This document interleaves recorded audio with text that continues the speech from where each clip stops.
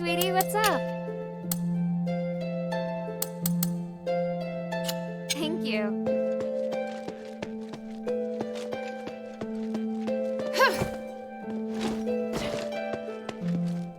Mistress, I found Tanrius and his wife's latest research. They discovered that if the Nexus isn't repaired, it will shatter the next time the ritual is held. Are you sure? Take a look. It says the spark is the only way to repair the Nexus. That appears to be the reason they ended up missing. I still haven't been able to locate them. Did you find anything else? Letters? Research? Last words? That's all. But I did secure the spark that Tanrius was looking for. Look! Incredible! I didn't know starlight as pure as this existed in the world. In the deepest part of the Glittering Deeps is a colossal creature known as the Titan. The spark can be found on its body. This Titan is also the source of the mine anomaly, so now that it's been sealed away, the mine is safe. Well done. Not only have you resolved the mine anomaly, you also brought back the key to repairing the Nexus. However, regarding Tanrius' whereabouts... After entering the Deeps, they were attacked by Rocklings. I doubt they'll be coming back. That's really sad to hear. I'll persuade Marissa to accept the fact. I hope she can. Does Abalone know? Things are difficult for her. I'll tell her later.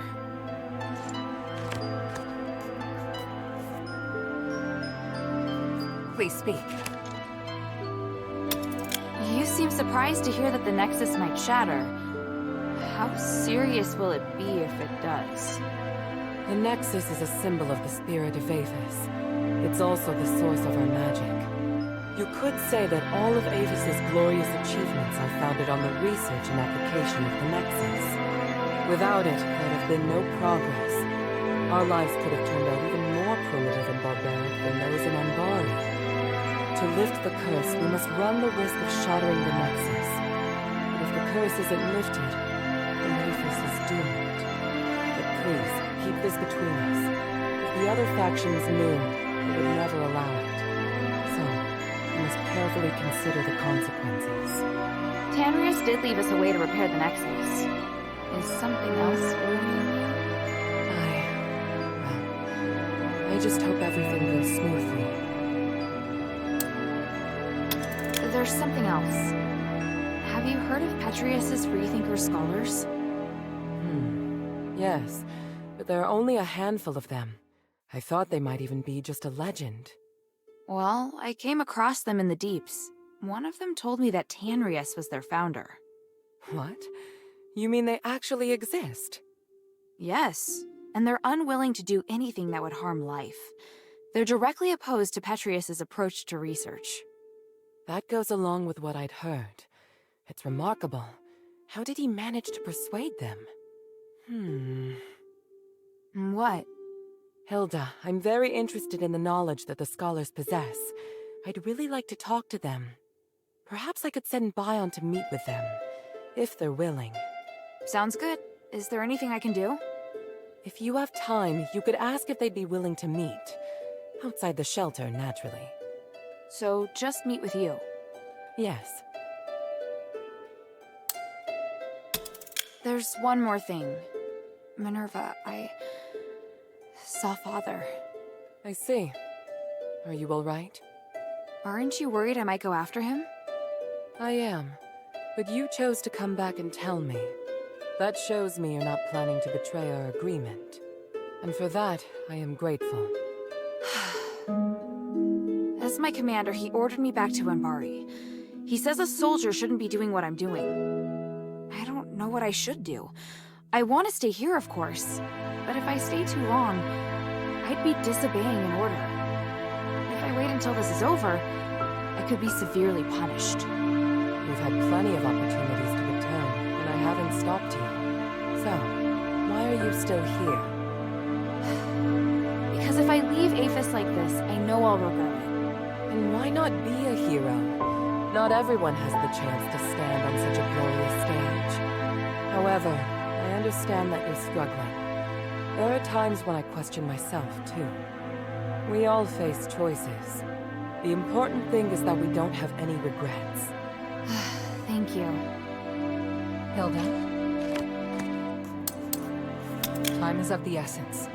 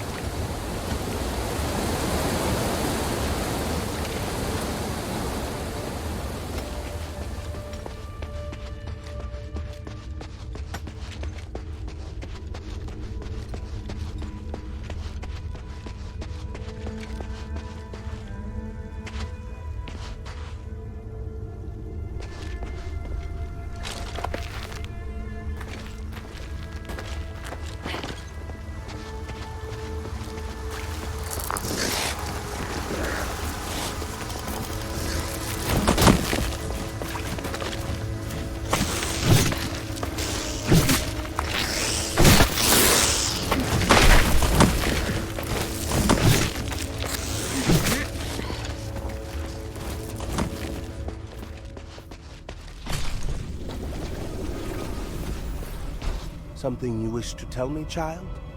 Yes. Like I said, I am here on behalf of Mistress Minerva to search for Tanrius. But after meeting you, I think the Freethinkers could be extremely important to the future of Aphis. I'd like to ask for your help on the Mistress's behalf. You mean Minerva of House Laurel? I've heard much about her from Tanrius. He said she's a very dedicated leader. She is. She's also extremely interested in your research and would like to meet with you. I'd never considered working with any leaders. To be honest, I don't really trust anyone of high rank. There's an air about them that doesn't sit well with me. I believe Mistress Minerva is different. That's your opinion. Mine could very well differ. How about this? If you and I continue to develop a closer relationship, I'll consider trusting your judgment on this matter. Before that, I just want to carry on with my current research. What is it, child?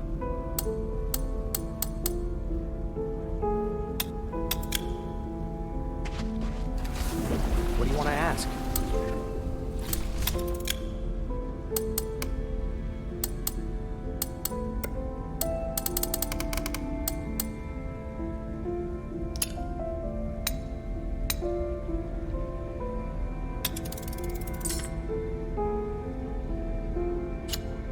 The mind still holds many secrets.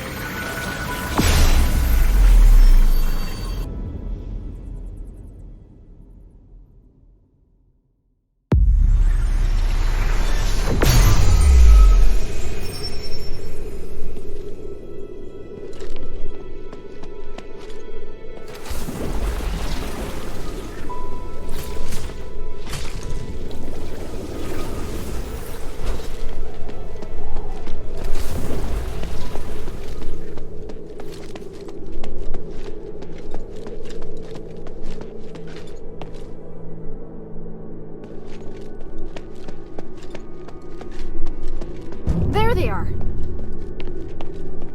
Otto! How is he? Don't worry, he's fine. Just sleeping. He looks much better. He's through the worst of it. He'll wake up soon. It's been a while, Priest Asterigos. Oh, I didn't expect that the mistress would be the mastermind behind all this. It's an honor to meet you again.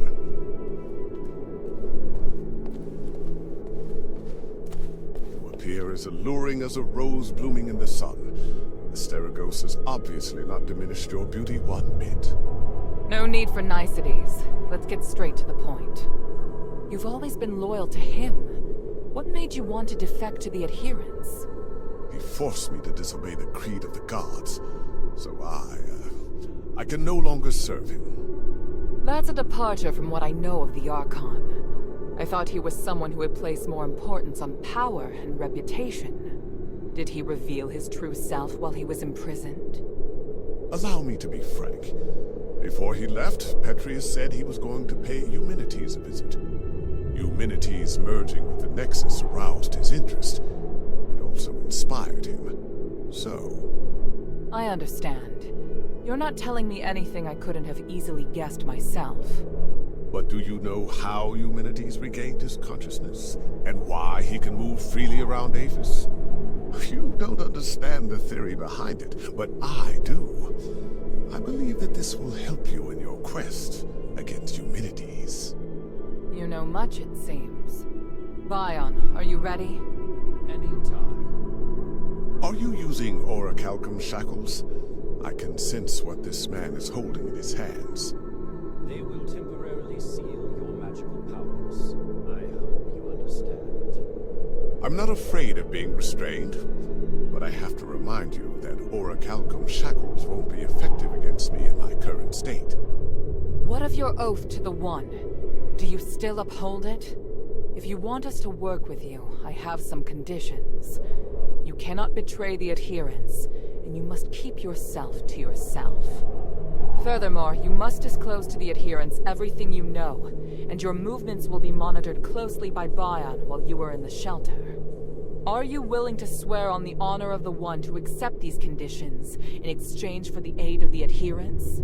I, Irenaeus, swear on the honor of the One to accept the conditions laid out by Mistress Minerva of House Laurel. I do hope the journey isn't too long. Lead the way, Mistress. Hilda, we'll return soon. Could you please return to the shelter ahead of us? But Otto...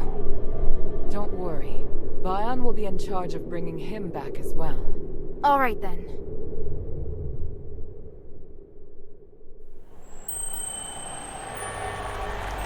The revered High Priest, the Archon's successor, of whom the Archon has high expectations, is also a hypocritical politician and a murderer. Fanaticism and ignorance have caused Irenaeus to fall from his height of power into an abyss of despair. Only by recognizing one's sins can one see the light in the dark. It's said that at the stakes, people can give up everything in the pursuit of self-actualization. Is it magic that has twisted our nature? Or is this what we truly are?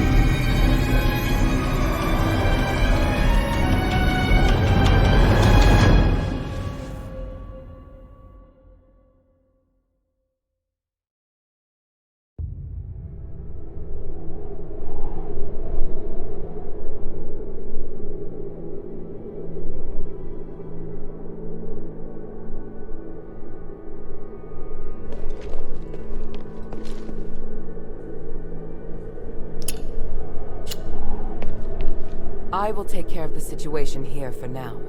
Go on back.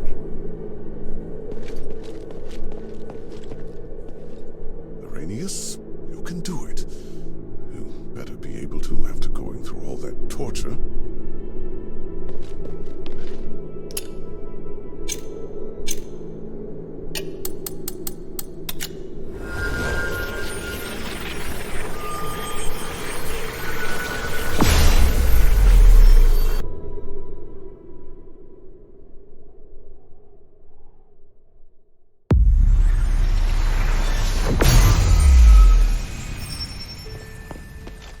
I should check in with Minerva first. Friend, did you find anything while you were exploring the deeps? I hear the place is incredibly rich in starite varieties. Tranquilite is particularly valuable. What? I can't just casually pick up ore. It's more trouble than it's worth. How can this humble servant be of service, friend?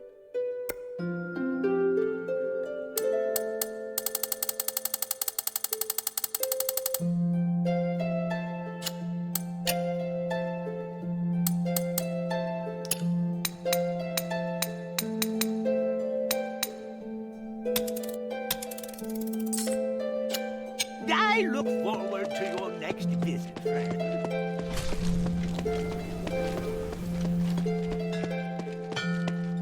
I heard that the voice in the deeps belongs to an ancient giant.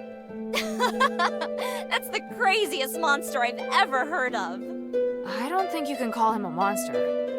What? He's not a monster. Then what is he? A kind of god, perhaps. No way. Sweetie, if the three were around, they'd no doubt have defeated this giant straight away. Hey, sweetie, what's up?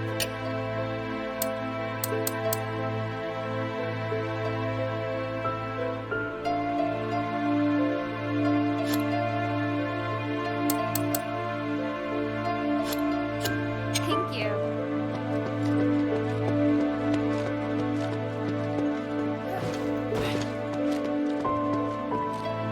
Can I bother you for a moment? Sure, go ahead. You don't seem too concerned about Arrhenius handing over his soul. That's because it's not just his soul. In fact, it's an aggregation of numerous souls. I've never seen a phylactite that can contain so many. What? I didn't believe it at first. It was only when I analyzed the magic energy inside him that I was convinced he was the source of the phylactite. He doesn't only have his soul inside him, but the aggregated energy of numerous souls. So is he even still Arrhenius? That's a good question. I was thinking the same thing. In his words and actions, at least, he's the person I knew. I need some time to observe him and to talk with him some more before I can understand everything that's happened. Looks like the people in Styx have gone through something unimaginable. Out of everything you've told me, that's the one thing I can fully understand.